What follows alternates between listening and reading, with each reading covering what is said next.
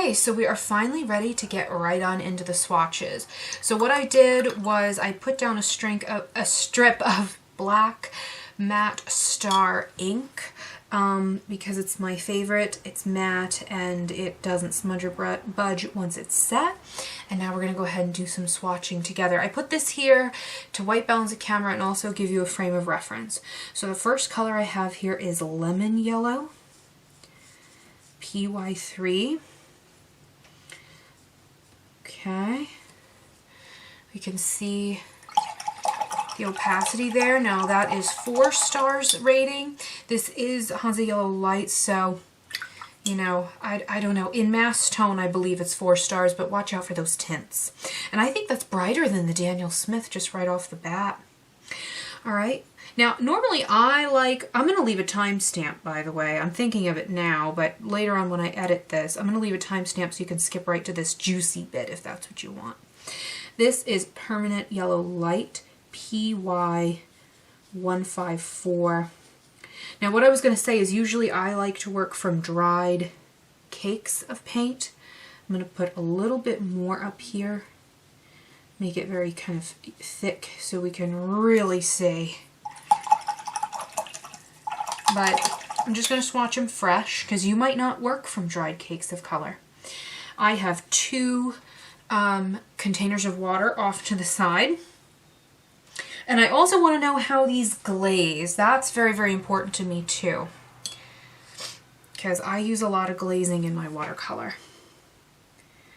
Now the next color that I have is PY65. They're calling this Permanent Yellow Deep. This is very much like a gamboge. Let me add a little more water because it's very thick. That's beautiful.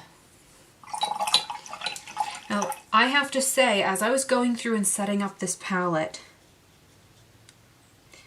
my expectations have been set higher and higher because just the way everything is packaged, the source material that I read, the tubes, the quality of everything, even the pigments, really led me to believe these people have a passion for paint and for what they do. And so far, I have to say, I think that's right. So the next color that I have is Autumn Orange. I'm trying to be really fair. This is Autumn Orange, PO36. That would be an Azo orange or an Azo orange. Now, I'm not even going to lie. For this color alone, it was almost worth buying the whole set. I'm not going to lie. It drew me in. Look at that. That is gorgeous. So far, we're talking about very saturated, rich colors. I'm pleased with the color saturation and the pigment strength so far. Next color I have is Red Orange, which honestly I think it's out of spectral order, but this is how they've laid it out, so it's how I'm going to do it. This is Pigment Orange 73. This is a Pyrrole Orange, and it's a 5-star rating as well. That's gorgeous. That's definitely more yellow than the other one. This one also is a little bit, just a tiny bit desaturated too. It reminds me a little bit of Daniel Smith's original transparent Pyrrole Orange before it got more like that. I don't know. Now the next color that I have is Pyrrole Red. They're not calling it that. The color they're giving it is Permanent Red Deep. It's a 5-star. Look at that, it's gorgeous. And it's PR254. And it is going to be 5-star rating. It is going to be a little bit opaque, semi-opaque, that pigment. But that's to be expected. But so far, I have to say, I've been really pleased with the transparency of these. Okay, Mission Gold, okay. Wow, I can see now why there's like, I don't think I've ever seen a negative review on these. And I was kind of suspicious, like what the reason for that. Whenever I see something like that, I get suspicious. But these look good so far. Let's see. Rose Madder, PR176. Now, I'll admit that's one I'm not super familiar with. I do believe that's a synthetic carmine pigment. That's the Rose Madder? Okay. That is very transparent, and they're calling it a 4-star rating. I want to do a little more research on that pigment before I trust it, but, and I'd like to do a light fast test too, but that looks freaking gorgeous. Can you guys see that? Are you guys seeing that? That is beautiful. Okay, the next one that I have is good old tried and true PV19. It's quinacridone Rose, and it is a 5-star, of course, because it's PV19. I just want to work it out a little bit on my palette so I don't get any gobs on the paper. And this is a premium 100% cotton cold press watercolor paper, because good paints deserve good paper. Your paper will alter your results quite a bit of what you'll see. Now, I want to see how they glaze. I want to work with them. I definitely want to see how they flow and move and do a lot of tests, blend tests. So, you know, this is definitely not a review. It's just a first impression. Okay, the next color that I have is quinacridone Permanent Magenta. That is a long name, and it's PR122. That's gorgeous. Maybe at the very end, and it's 5 stars, of course. At the very end, maybe we can compare that one to the Winsor & Newton and the Core. I think Winsor & Newton's just a little bit brighter than that one, but it's still pretty darn bright. They're all very bright and beautiful. Very smooth. Very, very smooth pigments so far. They lay down incredibly smooth, except that one. That one maybe granulated a tiny bit, I can't tell. But they all look really smooth so far, and I like that. I work in realism. When we come back in just a second, I'm going to show you an example of some of my work, like what I'm working on right now, so you can see kind of why in general I like a smoother paint. This is quinacridone Violet. This is a pigment I love in M grams, and it's PV19, 5 stars. Oh, look at that. M grams is sedimentary though. I don't like that about M grams, but we'll have to see about this one. Ooh, so pretty. So pretty. Now, I have to say, one big advantage to this set is that for the most part, I feel like, you know, there wasn't like a bad color in the bunch in this set, which of course being a pure pigment set made me happy.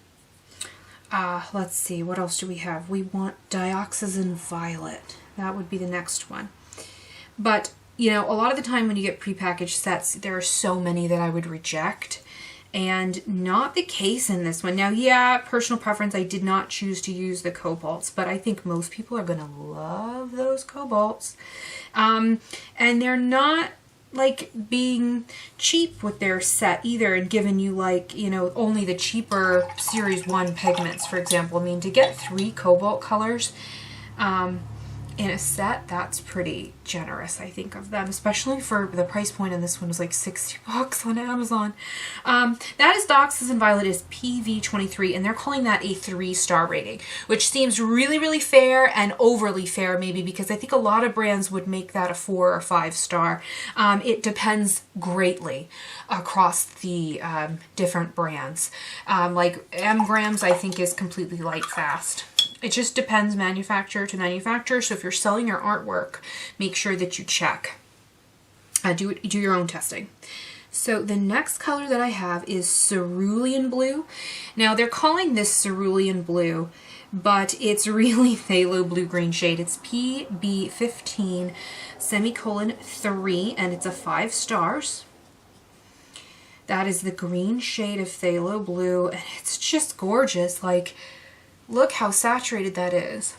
While I have that, I'm going to take, this is the original swatch card that I did, that I effed up, so we can use that to lay down a strip of pigment. Let it dry, and we'll see how that kind of glazes over later on, because glazing is really, really important to me. So as promised, I just wanted to show you a quick little glimpse of some of the watercolor artwork that I'm currently working on. This is quite large. The reason I wanted to show you this for a few reasons. Number one, I did this with the M. Graham watercolors, and it's part of a review that will be coming up for the M. Graham watercolors on this channel. So subscribe if you don't want to miss it. But the other thing is that I wanted to show you how I like to work in watercolor. This is a array of very realistic looking autumn leaves, and I like a pigment that is kind of smooth. You know, like the M. Grahams are finely milled, and these seem to be very finely milled so far as well, because I can add texture where I want it, but where I need it smooth and I want to get those rich jewel-like glazes, you know, I can. And so that's really what I look for.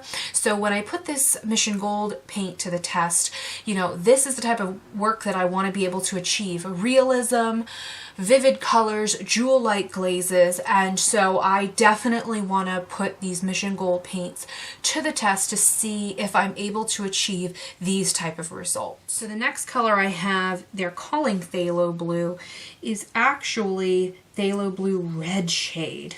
It's PB15:6, and that's really nice to have. Because that's a color I wouldn't ordinarily purchase for myself. I'd usually get the green shade, but there it is in the red shade. It's a 5-star light fast rating. That is very, very pretty. It's a nice kind of neutral blue, very similar to cobalt blue, I think, but more intense and heavily staining and much more transparent.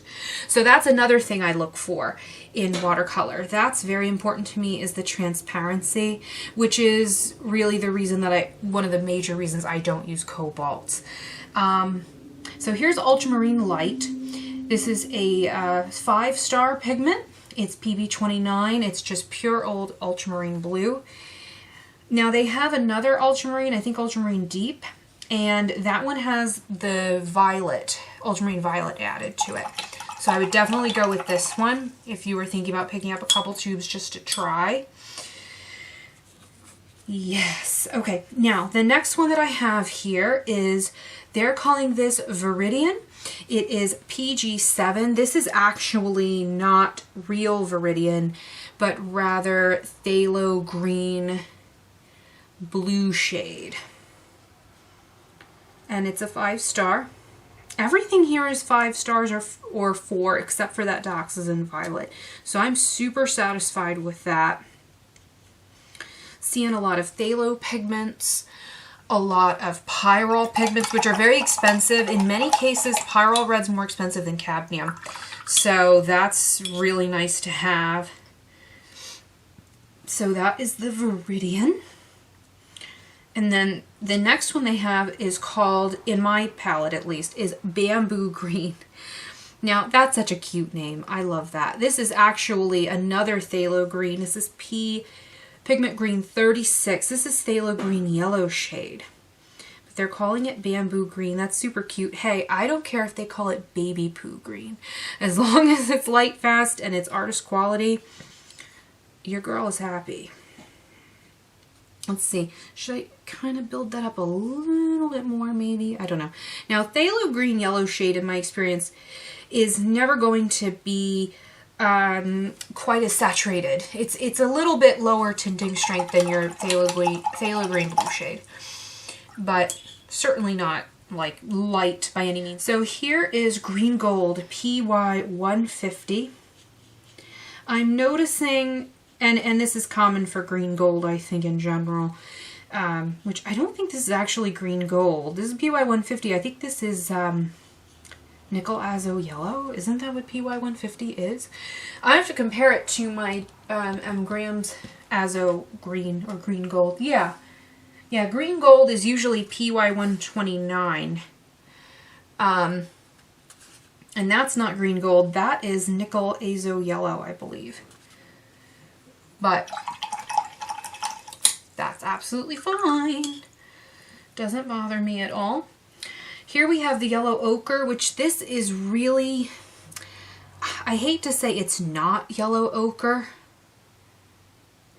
but it's not. It's synthetic Yellow Ochre. It's yellow iron, yellow oxide, which is absolutely fine, by the way. Now, if you water this down, you will get more of a semi-transparent appearance. And again, everything on this row is going to be 5-star from here on out. Everything on this row is 5 stars.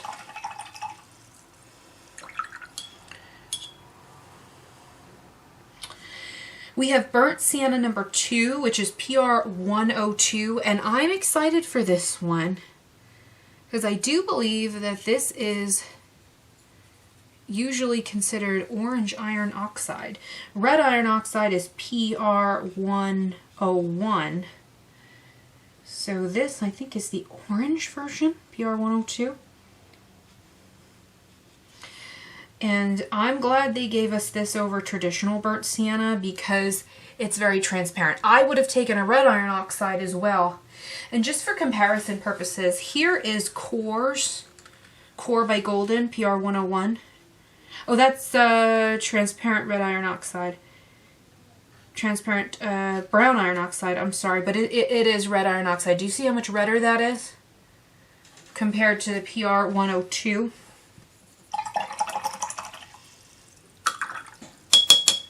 Where's my little napkin? I need that. All right, the next color, I'm sorry I'm reaching over the swatches. It's just the way my desk happens to be set up today, so I apologize for that. This one is Pigment I'm not super familiar with, although I do have it in pastel. This is Red Brown PBR 25. 5 stars, of course. Okay. Now I understand. Okay, hold on. So this looks to me very close to like a red iron oxide. Now I don't know how that's going to color shift when it dries, but it's very fiery. That's beautiful. So now we have more variation in our earth tone. So I like that. I like that a lot. Now the next one that I have, they're calling Van Dyke Brown. Oh yeah, that's raw umber. It's PBR 7, and it's absolutely raw umber. Yeah, there's no question in my mind, that's raw umber. Which, I'm not complaining. I'm happy to have a raw umber. Okay. Now, I'm wondering if in their color range, if they have a burnt umber. I don't know. But you could probably mix these two and get something very similar to a burnt umber. So, gosh, look at that. Look how vibrant those colors are. My God.